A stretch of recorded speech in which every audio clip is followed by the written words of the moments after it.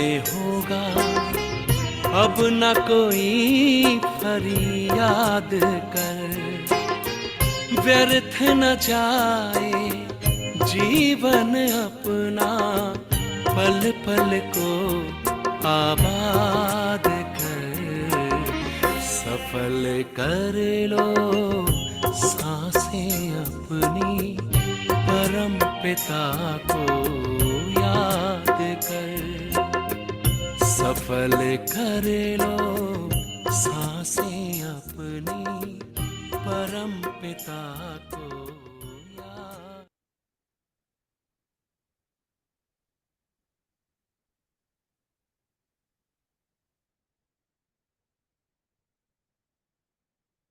ओम शांति। और सभी व्यूअर्स को वेलकम, और खास आज गुरु पूर्णिमा के निमित्त सभी को बधाई हो। और टॉपिक भी इतना इंटरेस्टिंग है आज आपके लिए, जीवन में सफलता कैसे प्राप्त करें। जीवन में बहुत कुछ होता है, लक्ष्य भी होता है कि ये प्राप्त करें स्वयं के लिए, परंतु जब हम परिवार में भी हैं तो अलग अलग परिवार की अलग अलग धारणाएं भी होती हैं और रस्म रिवाजें भी होते हैं। हम बाहर जाते हैं स्कूल में या कॉलेज में, यूनिवर्सिटी में, या फिर हम काम पे भी जाते हैं तो भी वहाँ भी अलग अलग प्रकार की परिस्थितियां या सिचुएशंस हमको मिलता है, और अलग अलग एम्स भी होते हैं, डेडलाइंस भी होते हैं। तो उसमें भी सफलता प्राप्त करनी है। ट्रैवलिंग में भी, ट्रांसपोर्ट में भी, ए टू बी जाएंगे तो भी इतना हमको ध्यान में रखना पड़ता है, लॉज और उनकी रूल्स। तो इस समय जो दुनिया में हम ये जीवन जी रहे हैं, आध्यात्मिक जीवन का रहस्य क्या है उसके बीच में, यहाँ आज हमारे पास ज्ञान का भंडार, मैं कहती हूँ ज्ञान का भंडार है। और इतने स्पेशल स्पीकर है आपके लिए सबको। ये है हमारे बहुत सीनियर राज योगी टीचर छोटेलाल भाई जी। आप मधुबन से आए हैं और यहाँ 3 वीक के लिए यूके में टूर करने की, और या हमको भाषण देने की 47 इयर्स आपने इस आध्यात्मिक जीवन में न सिर्फ स्टडी किया है या फिर बट बड़े भी आपको सर्टिफिकेट दिए हैं कि ऐसे आप ज्ञानी और योगी बन के अनेक सेंटरों, अनेक एरियाज आपने योग और ज्ञान सिखाया है। परंतु आप पांडव भवन में वहाँ रात्रि जो क्लास होता है, आप न सिर्फ प्रोग्राम सेट करते हो हर रोज उनके लिए, परंतु सिक्योरिटी विंग की भी मुख्य है वहाँ। तो आज आपसे हम सब सुनेंगे। Over to you, thank you.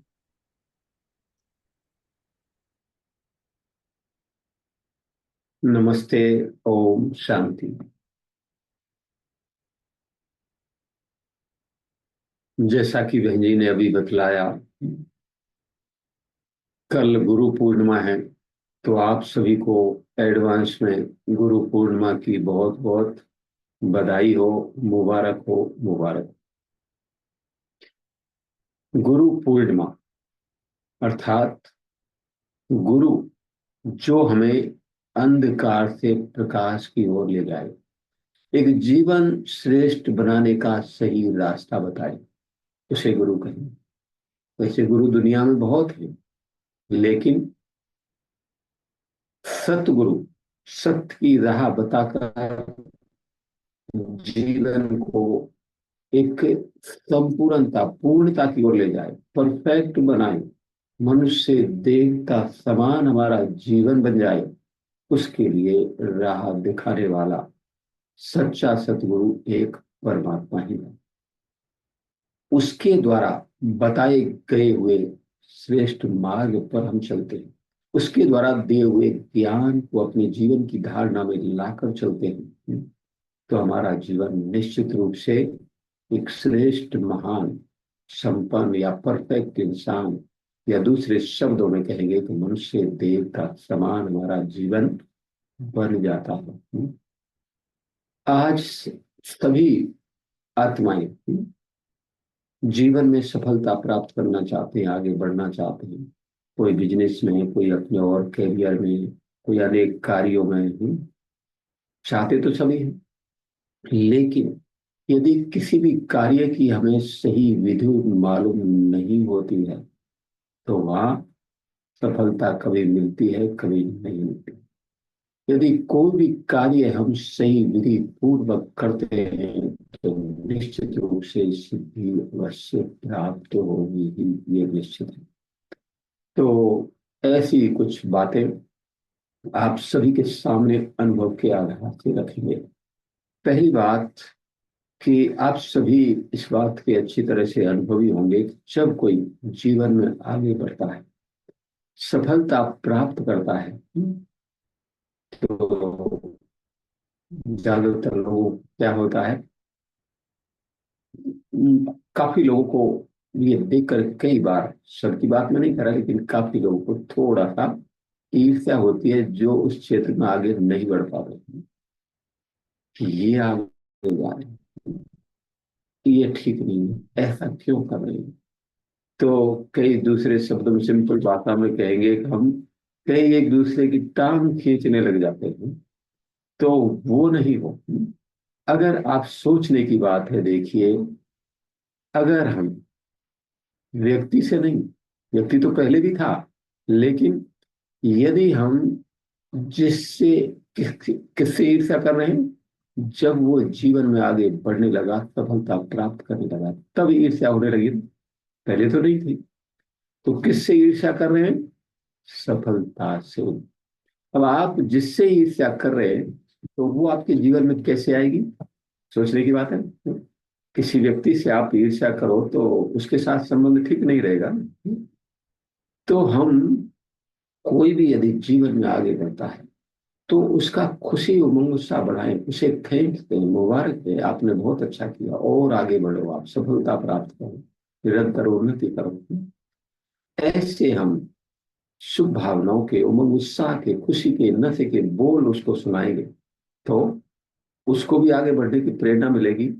और उसके मन की जो शुभ भावनाएं, दुआएं, जो उसको आगे बढ़ने में सपोर्ट कर रही हैं, हमारे मन की भी दुआएं उसको सहयोग करेंगी। तो फिर जब वो जीवन में सफलता प्राप्त करता है तो उसके दिल से हमारे लिए शुभ भावनाएं निकलेगी, दुआएं मिलेंगी, तो हमको भी जीवन में आगे बढ़ने में सहयोग मिलेगा।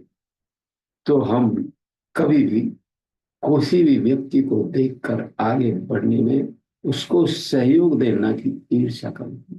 तो सबके साथ हमारा व्यवहार उमंग उत्साह का, आगे बढ़ाने की प्रेरणा देने का, शुभ भावना युक्त होना चाहिए।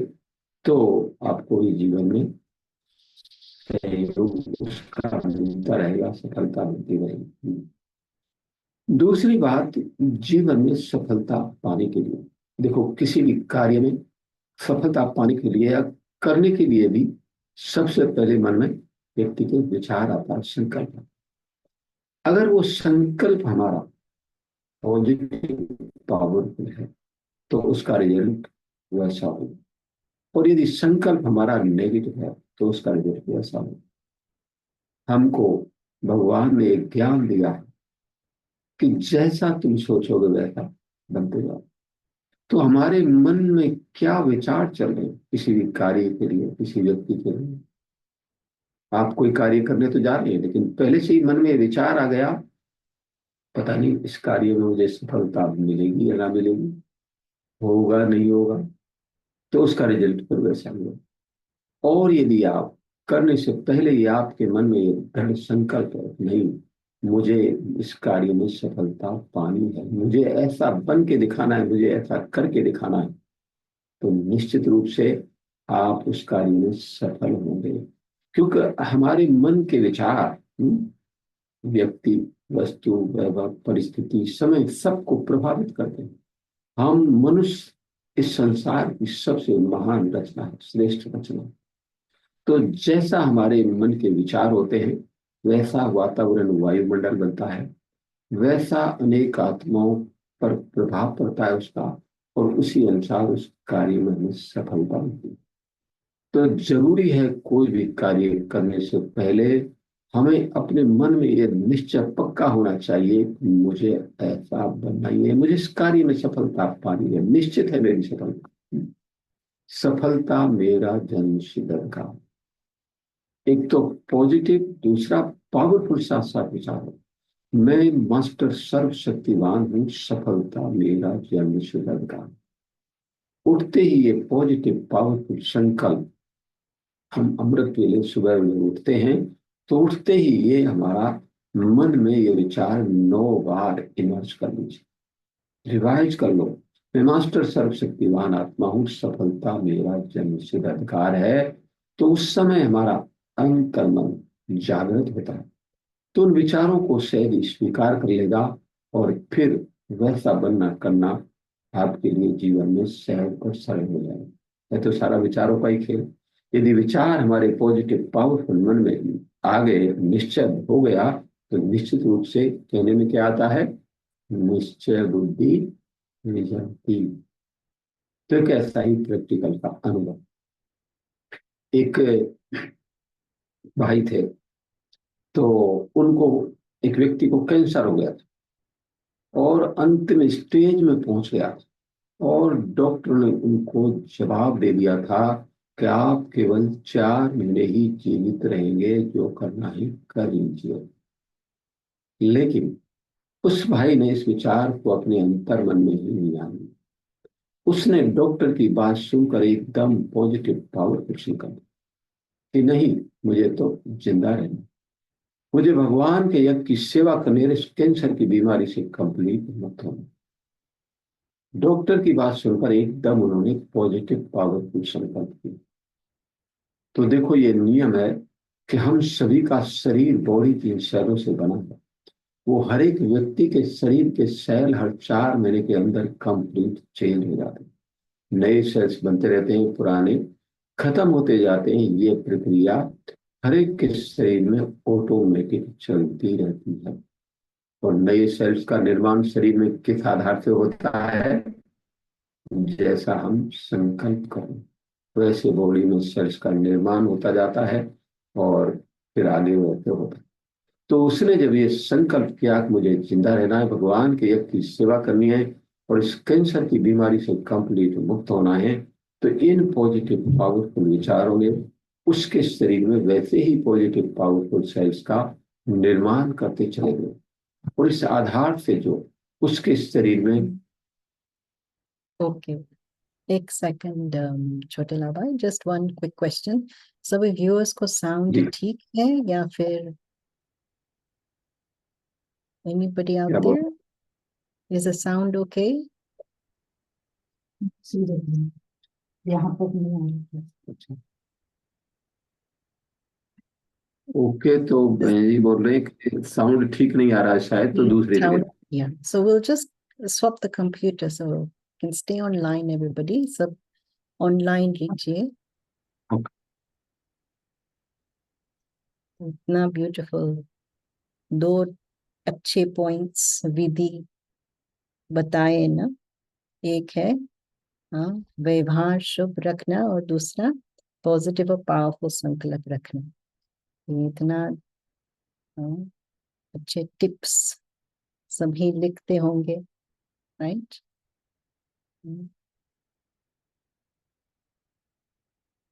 और वर्तमान समय जो भी हमको ये पावरफुल मिल रहा है। Okay, you can hear well, right? Right, okay. Thank you.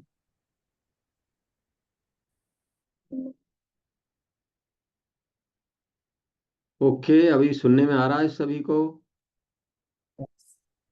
Good. तो हम सुना रहे थे कि कैसे पॉजिटिव पावरफुल विचारों का प्रभाव हमारे मन और शरीर पर कार्यों में पड़ता है।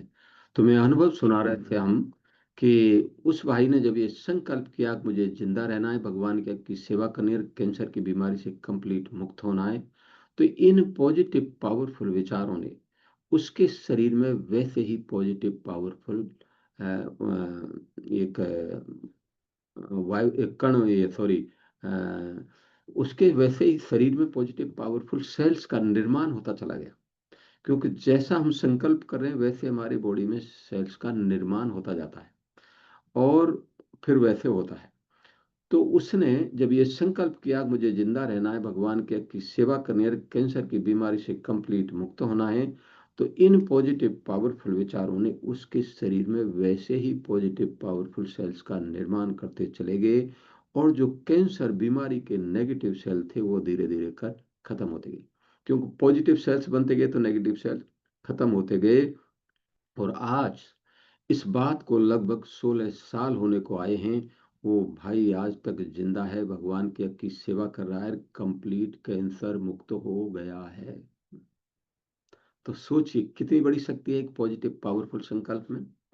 तो यदि हम ये निश्चय कर लें कि मुझे इस कार्य में सफलता पानी है, मुझे इस बीमारी से मुक्त होना है, मुझे ऐसा बनना ही है, मुझे ऐसा करना ही है, जो भी आप जीवन में बनना करना चाहते हैं, उस पॉजिटिव पावरफुल संकल्प को सुबह सुबह उठते ही कम से कम 9 बार अपने अंतर मन में रिवाइज कर लीजिए, तो निश्चित रूप से आप वैसे बनते चले जाएंगे। करके देखिए प्रयोग, तो निश्चित रूप से आपको सफलता मिलेगी। हमारी शुभ भावनाएं हैं और जीवन में सफलता पाने के लिए हम अपने मन की भावनाओं को शुभ श्रेष्ठ कल्याणकारी बनाएं। सबका कल्याण हो, सब आगे बढ़े, सबका जीवन सुख शांत बन जाए, सबको अनेक कार्यों में सफलता मिले, सबके जीवन से विघ्न और दुख की घटनाएं समाप्त हो जाएं। ऐसी शुभ भावना शुभ कामना निरंतर यदि हम अपने मन में सर्व के प्रति रख कर चलते हैं तो उनमें इतनी बड़ी शक्ति है कि उस आधार से भी आप निश्चित रूप से जीवन में खुद तो आगे बढ़ेंगे ही, लेकिन दूसरे भी आगे बढ़ते चले जाएंगे।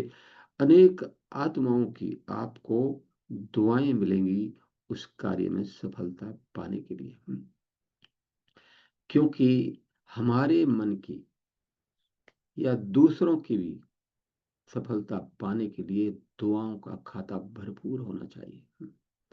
अगर आपका दुआओं का खाता भरपूर है तो आप देखो थोड़ा सा किसी कार्य को टच किया और सहज सफलता अनुभव हो। और यदि आपके साथ अनेकों की बद दुआएं हैं, आप कार्य तो कर रहे हैं लेकिन लोग आपके प्रति नेगेटिव सोच रहे हैं, गलत सोच रहे हैं, तो वहां कार्य में सफलता नहीं मिलेगी, विघ्न आएंगे। अनेक विघ्नों के बाद भी कहीं जाके आपको मुश्किल से सफलता मिलेगी। तो इसलिए शुभ भावनाएं, अब ये चाहते तो सभी हैं हम सबके प्रति शुभ भावना रखें, लेकिन क्या होता है कईयों की नेचर होती है कि किसी ने मान लो आपको तंग किया या दुख दिया, विघ्न डाला, तो क्या होता है ज्यादातर लोगों की भावनाएं उस व्यक्ति के प्रति चेंज हो जाती है। गलत व्यवहार को देखकर भावनाएं नेगेटिव बन जाती हैं। तो जहां भावनाएं नेगेटिव होगी तो उस व्यक्ति के पास भी आपकी नेगेटिव वाइब्रेशन पहुंचेंगे और वो आत्मा भी हमारे प्रति नेगेटिव भावना रख के चलेगी। तो उसकी नेगेटिव भावनाएं हमें जीवन में आगे बढ़ने में विघ्न रूप बनेंगी, रुकावट डालेंगी। तो इसलिए लोग करेंगे ऐसा हमारे साथ, लेकिन हमारे मन में सर्व के भले चाहे कोई विघ्न डाले, कितनी भी समस्या उत्पन्न करे, लेकिन हमें अपने मन में सदा ही सर्व के प्रति शुभ भावना शुभ कामना रखकर चलनी है। एक गलत व्यवहार करने वाली आत्मा के प्रति भी हमारे मन में शुभ भावना कैसे रहेगी, सहज काम तो नहीं है। लेकिन अगर आप ज्ञान योग का अभ्यास करते हैं, मेडिटेशन करते हैं, तो ज्ञान में वो शक्ति है, वो पावर है मेडिटेशन में कि आप गलत व्यवहार करने वाली आत्मा के प्रति भी अपने मन में शुभ भावना शुभ कामना रखकर चल सकते हैं। वो पावर आ जाती है ज्ञान और योग के अभ्यास से। तो ऐसा ही एक अनुभव कि कैसे शुभ भावनाओं के द्वारा हम एक नेगेटिव वृत्ति वाली आत्मा को बदलकर पॉजिटिव बना सकते हैं, अपने संबंधों को बहुत ही अच्छा मधुर बना सकते हैं और अनेक कार्यों में सहज सफलता प्राप्त कर सकते हैं। एक प्रैक्टिकल का अनुभव। आप सभी इन बातों के अनुभवी हैं कि एक घर में एक सास अपनी बहू को बहुत तंग करती थी, रोजाना उल्टा सीधा बोलती थी, डांटती फटकारती थी। तो ऐसे गलत व्यवहार को देखकर बहू बड़ी परेशान हो गई कि मैं इस घर में कैसे जीवन बिताऊंगी। तो परेशान होकर पड़ोस की माता के पास गई और माता को कहा, माता जी मेरी सासू मुझे बहुत तंग करती है, रोजाना डांटती फटकारती है, मैं बहुत परेशान हो गई हूँ, कैसे इस घर में जीवन बिताऊंगी, तो मैं क्या करूं। तो पड़ोस की माता ने सलाह दी कि जो आप भोजन बनाते हैं ना, उसमें 2 बूंद जहर की डाल के खिला दो कि किसी को पता भी नहीं चलेगा और माता जी की छुट्टी, सदा के लिए आपका रास्ता साफ हो जाएगा। तो बहू ने प्लान बना लिया और प्लान बनाने के बाद उसी दिन शाम को वो मार्केट में कुछ खरीदारी करने के लिए गई। तो जब खरीदारी करने गई तो जिस दुकान पर वो गई थी कुछ खरीदारी करने के लिए सामान, उसी दुकान पर उसकी एक बहुत पुरानी सहेली मिल गई। तो जो सहेली थी उसकी, वो इस ब्रह्मा कुमारी विद्यालय के ज्ञान में चलती थी।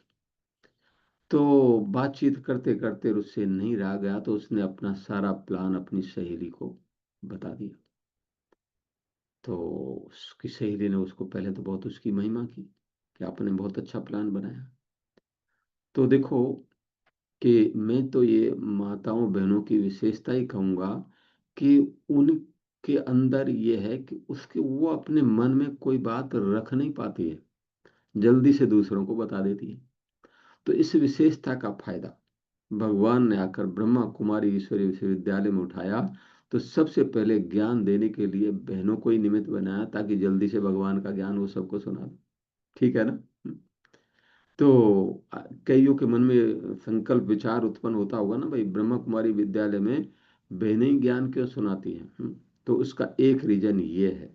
और भी बातें हैं लेकिन एक रीजन ये है। तो वो जल्दी से, ताकि भगवान का ज्ञान सबको जल्दी से सुना दे तो सबका जीवन सुख शांति बन जाए। तो उसकी सहेली ने उसको सारा प्लान जो था वो उसकी अपनी सहेली को बता दिया, उसने बातचीत करते करते। तो पहले तो उसकी सहेली ने उसकी बहुत महिमा की कि आपने बहुत अच्छा प्लान बनाया, लेकिन ये प्लान आप आज से 1 महीने के बाद प्रैक्टिकल करना, आज से मैं जैसे बताती हूँ आप वैसे करो। तो बोले ठीक है बताइए मैं करूँगी। तो उसकी सहेली ने कहा आप ऐसा करो कि आप अभी से ही अपने मन की भावनाओं को चेंज कर दो अपनी सासू के प्रति। उसकी गुण विशेषताएं देखो, उसकी महानताएं देखो, उसके प्रति शुभ भावना रख के चलो, उसको रिगार्ड रिस्पेक्ट दो, सम्मान करो उसका। तो वहीं से उसने अपने मन की भावनाओं को चेंज कर दिया। मेरी सासू बहुत अच्छी है, इनके अंदर एक गुण विशेषता है, उसका सम्मान करने लगी, इज्जत देने लगी, अपना काम भी, घर का काम भी बिना बताए कर लेती।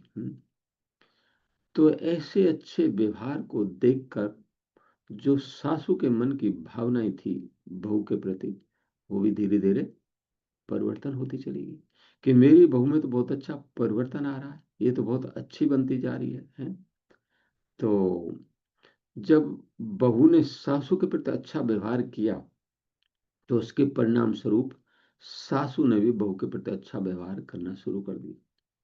तो ऐसे जब दोनों ने एक दूसरे के प्रति 1 महीने तक शुभ भावना युक्त अच्छा व्यवहार किया तो उसके परिणाम स्वरूप दोनों का जीवन सुख शांति में बन गया और सब कुछ ठीक ठाक हो गया। तो ऐसे हमारे मन की शुभ भावना में इतनी बड़ी शक्ति है।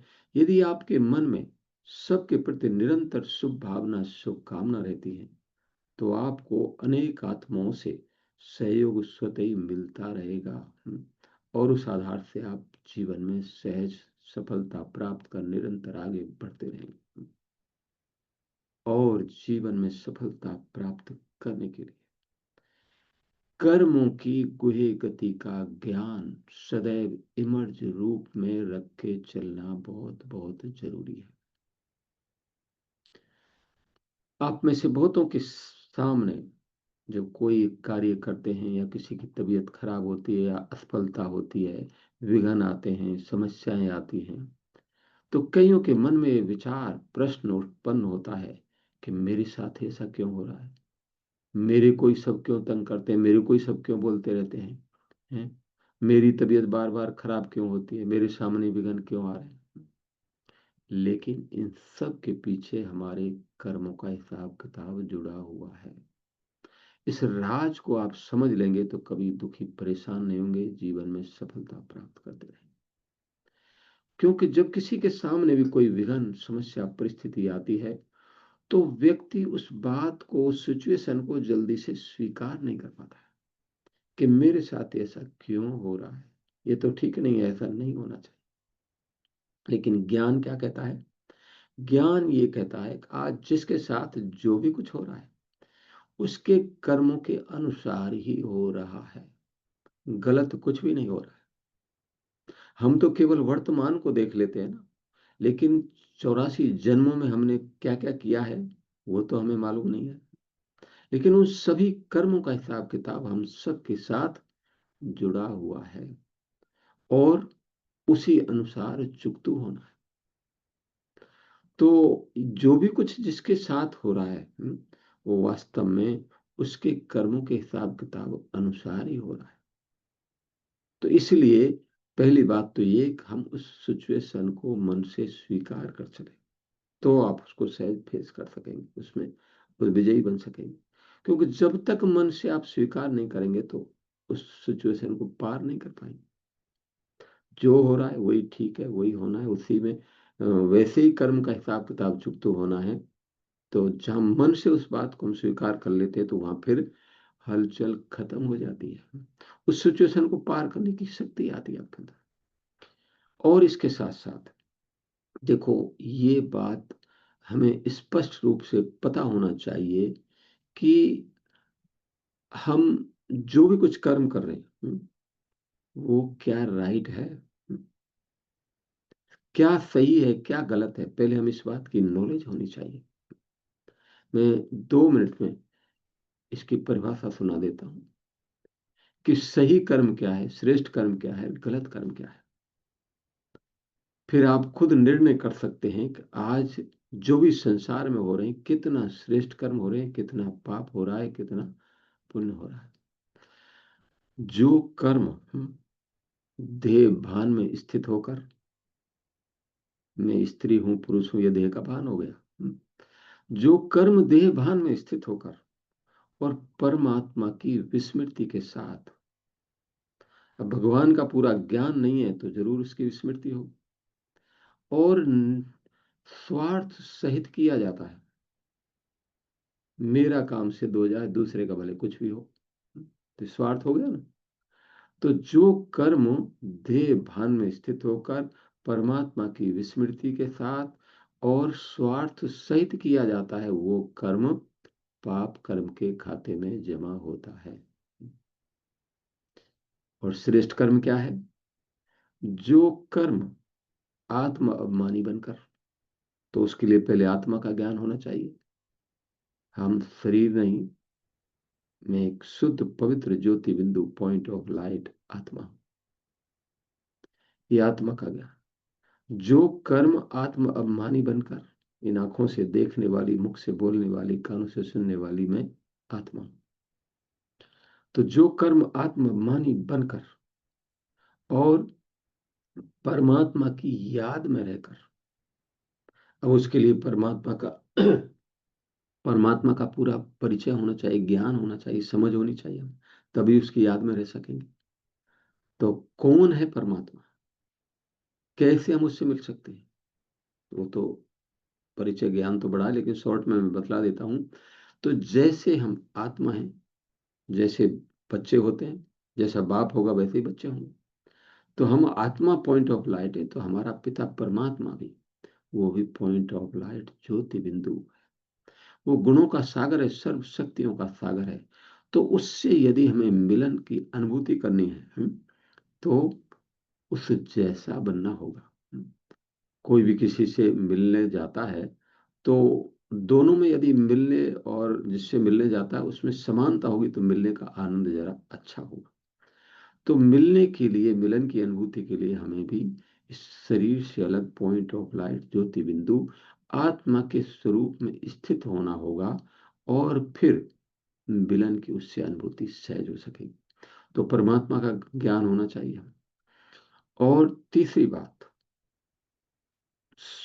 निस्वार्थ भावनाओं के साथ जो कर्मात्मा मानी बनकर परमात्मा की याद में रहते हुए और निस्वार्थ भावनाओं के साथ सबका कल्याण हो, सब आगे बढ़े, सुखी रहे, जीवन में सफलता पाए, ऐसी भावनाओं के साथ किया जाता है, वो कर्म श्रेष्ठ कर्म या पुण्य कर्म कहलाता है। अब इन दोनों बातों को सामने रखते हुए पाप कर्म की परिभाषा बताई हमने, पुण्य कर्म की भी, श्रेष्ठ कर्म की परिभाषा बताई। अब इन दोनों बातों को सामने रखते हुए आप अपने आप को और दुनिया में नजर घुमा के देख लीजिए कि आज कितना संसार में पाप कर्म हो रहे हैं, कितना पुण्य कर्म हो रहे हैं। तो जहां पर आत्मा का ज्ञान नहीं है, परमात्मा की पूरी नॉलेज नहीं है, पहचान नहीं है, और कर्मों में स्वार्थ समाया हुआ है, तो ऐसे कर्म जो भी हो रहे हैं वो सब पाप कर्म के खाते में ही जमा हो रहे हैं। अब व्यक्ति से मान लो हो पाप कर्म रहा है, तो उसका रिजल्ट क्या होगा? दुख, अशांति, टेंशन, अनेक समस्याओं से व्यक्ति अपने आप को गिरा हुआ अनुभव कर रहा है, वो आप सब देख रहे हैं। तो यदि जीवन में सफलता पानी है, आगे बढ़ना है, तो हम अपने मन की भावनाओं को शुभ श्रेष्ठ बनाएं और अपने कर्मों से, बोल व्यवहार कर्मों से सबको सुख दें। तो उसके लिए हम बतला रहे थे कि आज जो भी जिसके साथ हो रहा है उसके कर्मों के हिसाब किताब अनुसार ही हो रहा है। इस बात को यदि हम तभी स्वीकार कर पाएंगे जबकि कर्मों की कोई गति का ये जो अभी सुनाया ये ज्ञान हमारे जीवन में, बुद्धि में स्पष्ट रूप से याद रहेगा, तो वहां व्यक्ति कभी दुखी परेशान नहीं होगा। इसका एक प्रैक्टिकल का अनुभव मैं आपको सुना देता हूं, इससे कईयों के क्वेश्चन समाप्त हो जाएंगे, बात क्लियर हो जाएगी। और एक शहर में चौराहे पर एक व्यक्ति चाय की छोटी सी दुकान करता था।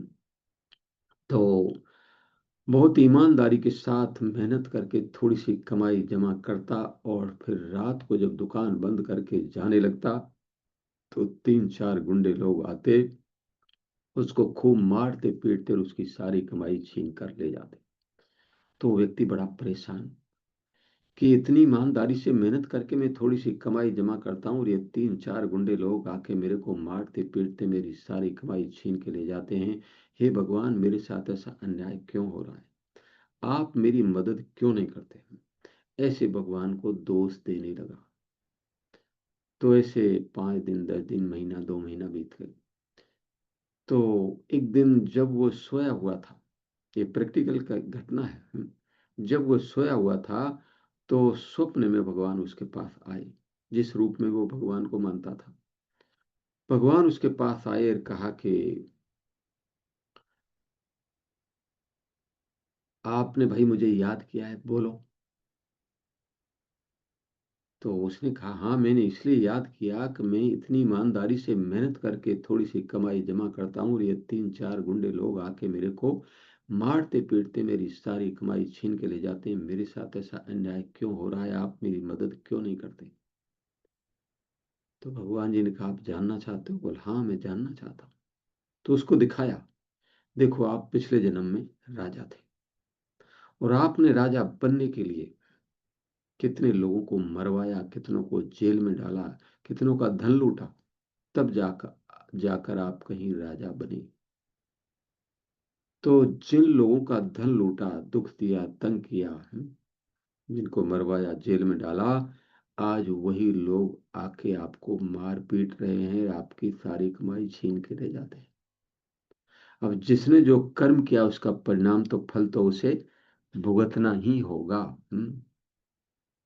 तो ये सुनकर उसके मन में शांति हुई कि हाँ, ये तो मेरे ही कर्मों का फल है, तो मुझे ही चुकतो करना पड़ेगा।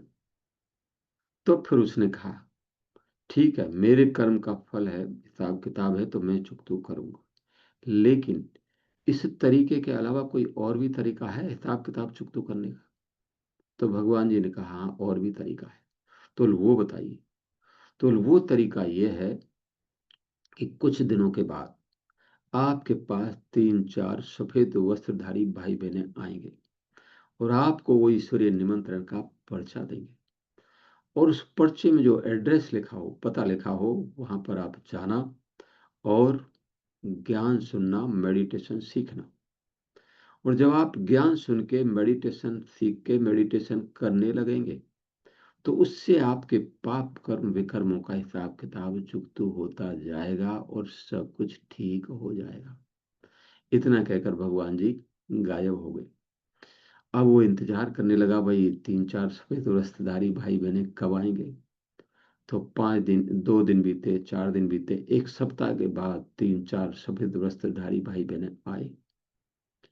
कहीं ब्रह्मा कुमारी ईश्वरीय विश्वविद्यालय के कोई एग्जीबिशन या मेला लगा था, तो उसका पर्चा उसको दिया, और वो तो पहले से इंतजार कर रहा था। तो पर्चे को लेकर जो एड्रेस लिखा था वहाँ पहुँचा, और वहाँ उसने ज्ञान सुना। और ज्ञान सुनने के बाद उसका 7 डेज कोर्स होता है, उसमें सारे ज्ञान को स्पष्ट रीति से समझाया जाता है और मेडिटेशन भी सिखाया जाता है। तो ज्ञान सुनने के बाद उसने वो कोर्स किया और मेडिटेशन सीखा, और मेडिटेशन सीख के वो जब मेडिटेशन करने लगा, तो धीरे धीरे उसका जो हिसाब किताब था पाप कर्म विकर्मों का, वो चुकता होता गया। और ऐसे 1 सप्ताह के बाद वही जो पहले लोग उसको आके तंग करते थे, मारते थे, पीटते थे, उसका सारी कमाई छीन के ले जाते, वो लोग आए और उसको फिर से मारा पीटा और उसकी सारी कमाई छीन ली। लेकिन वो व्यक्ति जरा भी दुखी परेशान नहीं हुआ। तो ऐसे अगले 1 सप्ताह के बाद उन लोगों ने उसको पूछा कि भाई, पहले हम आपको इतना मारते पीटते थे तो आप बहुत दुखी परेशान होते थे, लेकिन अब आप जरा भी दुखी परेशान नहीं है, क्या कारण है?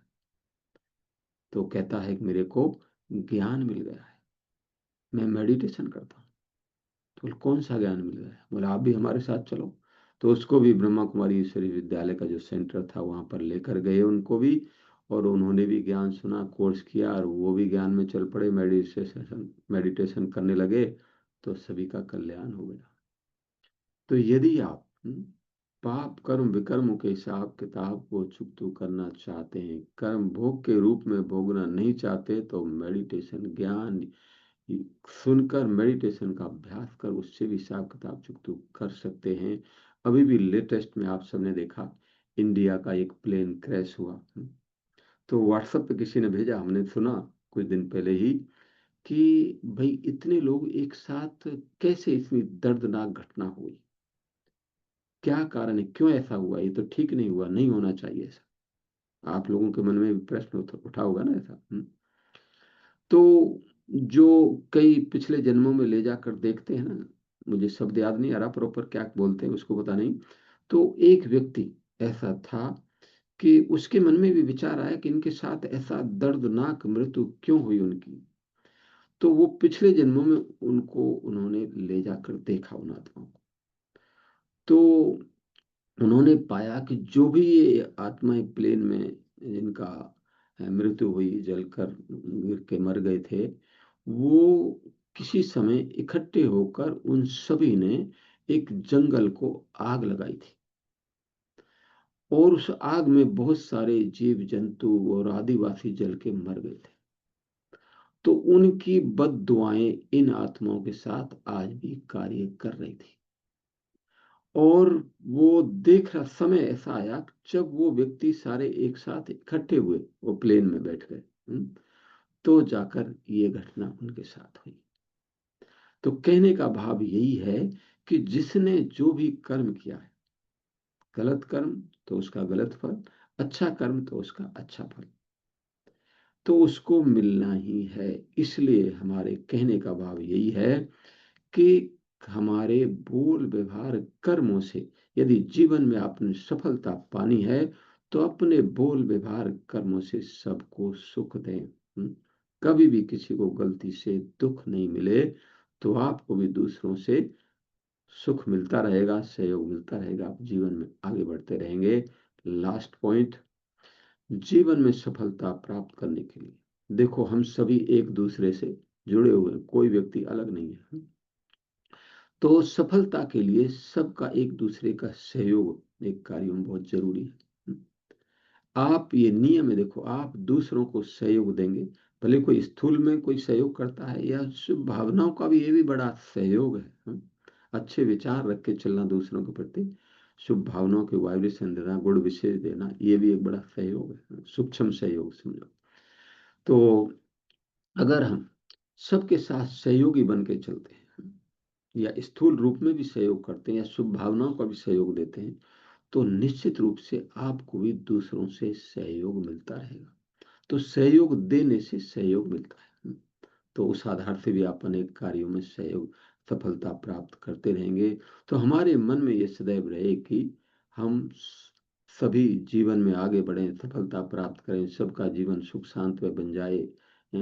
तो ऐसी शुभ भावनाओं के गुण विशेष वाइब्रेशन सबको देते चलें तो आपको भी उनकी शुभ भावनाओं का सहयोग मिलता रहेगा, आप जीवन में आगे बढ़ते रहेंगे। इस पर भी एक अनुभव, एक बार देवताओं को और राक्षसों को भोजन के लिए निमंत्रण दिया गया और उनसे पूछ लिया गया भाई आपकी पसंदीदा भोजन क्या है, और डेट बता दी गई और एक शर्त बता दी गई कि आपको आपकी पसंदीदा भोजन मिलेगा लेकिन एक शर्त का पालन करना पड़ेगा। तो शर्त क्या थी कि भोजन करना है लेकिन हाथ नहीं मुड़ना चाहिए। अब भोजन करना है और हाथ नहीं मुड़े, ये कैसे संभव हो सकता है, वो आप सभी सोच लेना। तो वो डेट आई, पहले बुलाया गया राक्षसों को, उनकी पसंदीदा भोजन उनको परोस दिया गया और ये शर्त बता दी गई कि भोजन करना है लेकिन हाथ नहीं मुड़ना चाहिए। अब सब एक दूसरे की तरफ देखने लगे, भाई भोजन करें हाथ ना मुड़े, ऐसे कैसे होगा, बिना हाथ मोड़े कैसे भोजन किया जाए। तो राक्षस माना, राक्षसी बुद्धि वाले, नेगेटिव विचारों वाले, तो उनको समझ में नहीं आया कि बिना हाथ मोड़े कैसे भोजन किया जा सकता है। तो सब एक दूसरे को दोष देते हुए लड़ झगड़ के वो उठ के चले गए, उनको समझ में नहीं आया कि बिना हाथ मोड़े कैसे भोजन किया जाए। फिर बुलाया गया देवताओं को, उनको भी उनकी पसंदीदा भोजन परोस दिया गया और उनको भी शर्त बता दी गई कि भोजन करना है लेकिन हाथ नहीं मुड़ना चाहिए।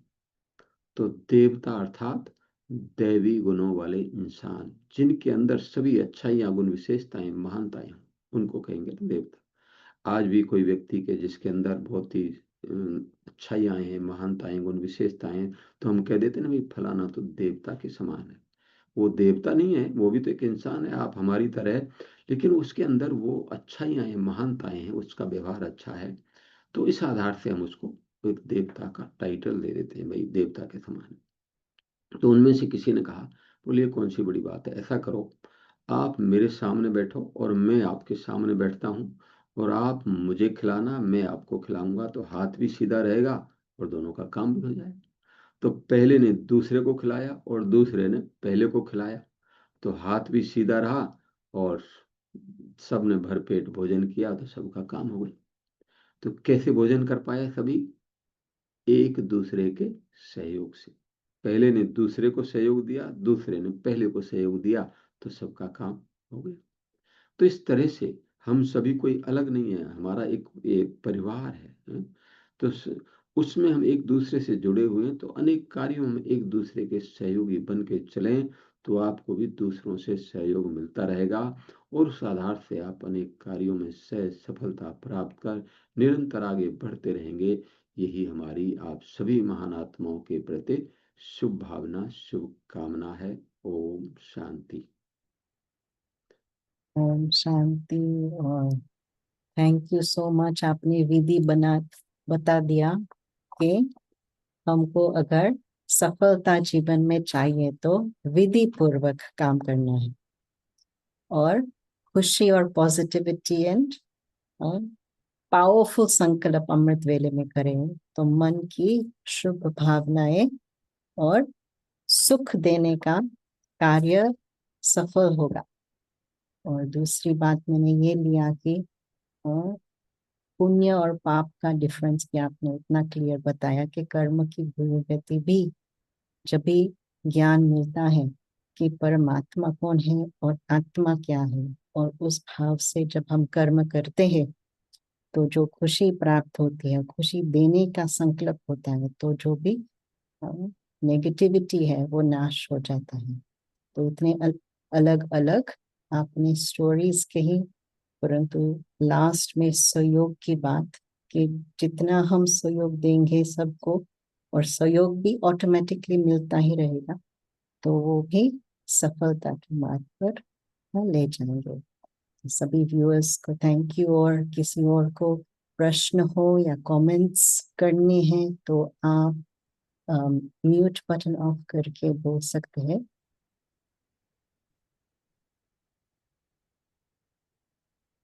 किसी के पास प्रश्न है?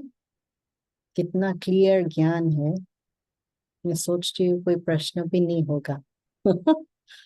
इतना सब कुछ शॉर्ट में। मेरे को बताया बहन जी ने भाई थोड़ा टाइम आप पहले पूरा करना, किसी को कुछ पूछना हो तो हाँ पूछ सकते हैं, इसलिए हमने थोड़ा पहले पूरा कर दिया। जी। शांति भाई ji, thank you for this session.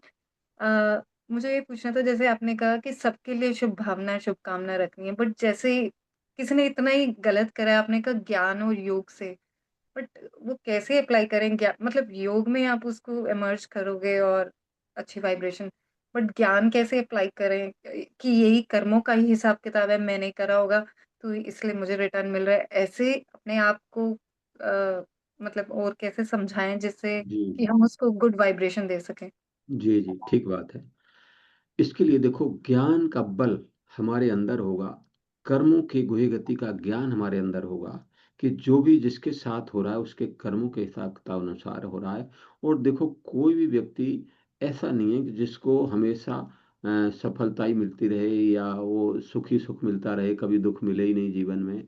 तो जीवन का आनंद का एक एक स्टेप या अनुभव कहो, हम आगे तभी बढ़ पाते हैं जब एक बार किसी को मान लो कोई असफलता मिली, तो व्यक्ति की बुद्धि चलती है कि मुझे सफलता पानी है, तो ये असफलता मिली तो इस तरीके को मैं चेंज करूं, कुछ दूसरा तरीका अपनाऊं, कुछ दूसरी विधि अपनाऊं, तो कहीं उसको उस कार्य में फिर आगे असफलता का वो अनुभव करता है, यदि सही विधि अपना के चलता है तो। और दूसरा, ज्ञान में हमें सब प्रकार की स्पष्ट नॉलेज बताई जाती है, किस कर्म का फल क्या है और कैसे हम उसको उस रीति से करेंगे तो हमें सफलता मिलेगी। तीसरी बात कि मन से जब तक हम उस बात को स्वीकार नहीं कर रहे तब तक हलचल है ना, कि मेरे साथ ही ऐसा क्यों हो रहा है, तब तक आप दुखी परेशान। लेकिन जब आपको समझ आ गई कि नॉलेज मिल गई कि नहीं, मेरे जो कुछ मेरे साथ हो रहा है मेरे कर्मों के हिसाब किताब अनुसार ही हो रहा है, तो उस बात को व्यक्ति सहज स्वीकार कर लेता है, एक्सेप्ट कर लेता है, तो वहाँ हलचल खत्म हो जाती है। तीसरी बात इसके साथ साथ, चौथी बात कि जब हम ज्ञान सुनकर मेडिटेशन करते हैं, तो उस मेडिटेशन किसके साथ मेडिटेशन कर रहे हैं? सर्वशक्तिवान परमात्मा के साथ। वो सर्व शक्तियों गुणों का सागर है, तो उसके साथ जब हम अपने बुद्धि योग लगाते हैं तो उससे वो सर्व शक्तियां हमारे जीवन में आने लगती हैं, और जीवन में सफलता के लिए शक्तियों की बहुत आवश्यकता है। अगर किसी के पास कोई व्यक्ति पावरफुल है, आज स्थूल रूप में भी शारीरिक रूप से व्यक्ति स्वस्थ है, तंदुरुस्त है, तो कोई भी बीमारी जल्दी से उसके ऊपर इफेक्ट नहीं कर पाएगी। अगर शारीरिक रूप से व्यक्ति कमजोर है तो जरा सी ठंडी बढ़ी तुरंत उसकी तबीयत खराब होने लगेगी, गर्मी बढ़ी तो वैसा होने लगेगा। तो इसलिए अगर ज्ञान योग में हम पावरफुल है, मेडिटेशन भगवान के साथ बुद्धि योग हमारा लगा हुआ है, तो उससे वो अनेक प्रकार की दिव्य शक्तियां हमारे जीवन में आती रहेंगी। तो उन परिस्थिति को, चाहे कोई गलत भी हमारे साथ कर रहा हो, तो उसको हम फेस कर सकेंगे, वो हमारे अंदर एक शक्ति आ जाएगी। और यदि वो पावर नहीं है, परमात्मा की नॉलेज या शक्तियों की पावर हमारे पास नहीं है, तो छोटी छोटी बातों में व्यक्ति दुखी परेशान हो जाएगा और चिड़चिड़ापन आ जाएगा, गुस्सा हो जाएगा, कहीं हम भी उसको अपनी तरफ से कुछ बोल देंगे उल्टा सीधा। ये सब वो होता रहता है, आप सब देखते हैं। इसलिए जीवन में परिस्थितियों को पार करने के लिए ज्ञान और योग का अभ्यास करके चलना बहुत बहुत जरूरी है।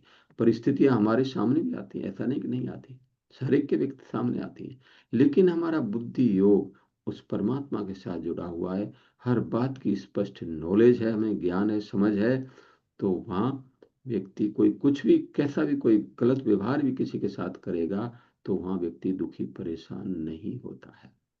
ओके। थैंक यू भाई जी, आपने बहुत अच्छे से पॉइंट को एक्सप्लेन कराया कि कैसे वो स्टेप बाय स्टेप ज्ञान और योग कितना हेल्प करता है, तो डेफिनेटली थैंक तो थैंक यू सो मच। और अभी टाइम देखते हुए आप एक मेडिटेशन हमको करा दीजिए, बुद्धि योग कैसे परमात्मा की तरफ ले जाए। Thank you. तो अभी हम सब मेडिटेशन के लिए, परमात्मा से बुद्धि योग जोड़ने के लिए इस देह और देह की दुनिया से अपने आप को सब विचारों से मुक्त कर दें और उसके लिए अपने आत्मिक स्वरूप में स्थित हो जाए। मैं इस देह से न्यारी पॉइंट ऑफ लाइट ज्योति बिंदु शुद्ध पवित्र आत्मा हूं। शांति मेरा स्वधर्म है। मैं आत्मा सुख स्वरूप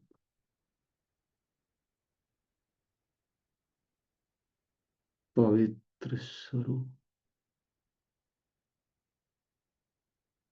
शक्ति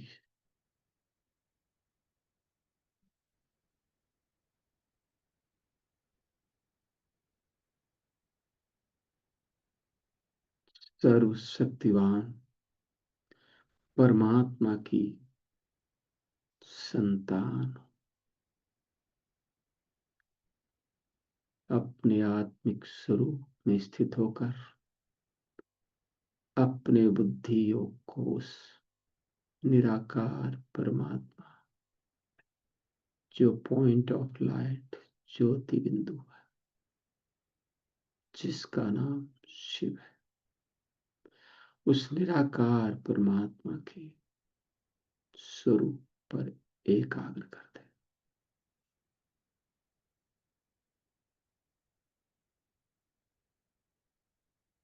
सर्व गुणों का सागर है, उस शांति के सागर परमात्मा से शांति के पावरफुल वाइब्रेशंस मुझ आत्मा में आ रहे हैं। मेरा जीवन शांति से भरपूर होता जा रहा है।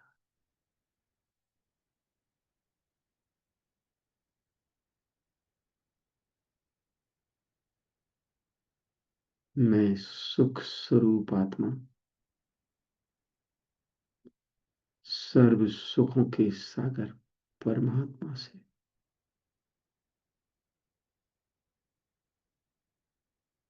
सुखों के पावरफुल वाइब्रेशंस आ रहे हैं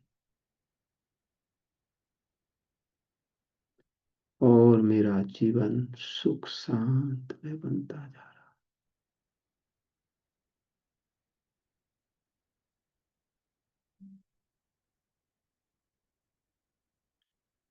सर्व शक्तियों के भंडार परमात्मा से सर्व शक्तियों के पावरफुल वाइब्रेशंस मुझे आत्मा में आ रहे हैं।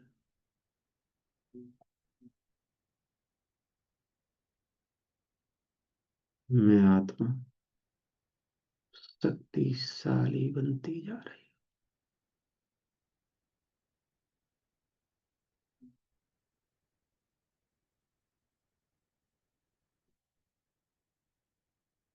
हूँ।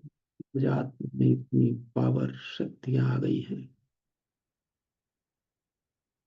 मैं हर एक परिस्थिति में विजय प्राप्त कर सकती हूँ।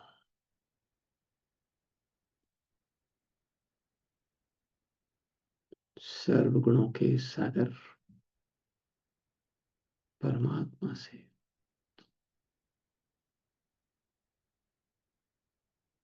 मुझे आत्मा के अंदर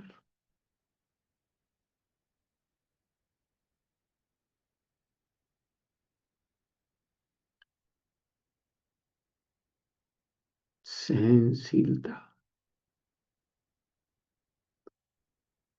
मधुरता, संतुष्टता, पवित्रता की पावरफुल वाइब्रेशंस आ रही है।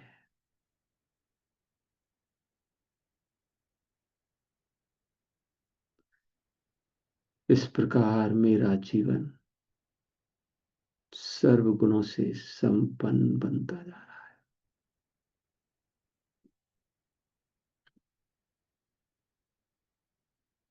सर्व शक्तियां और गुणों को धारण कर मेरा जीवन दिव्य गुण और शक्तियों का गुलदस्ता बन गया है, और उस गुलदस्ते से दिव्य गुण और शक्तियों की पावरफुल वाइब्रेशंस के रूप में अनेक आत्माओं को मैं खुशबू दे रहा हूं, और अनेक आत्माओं का जीवन भी सुख शांत में बनता जा रहा है।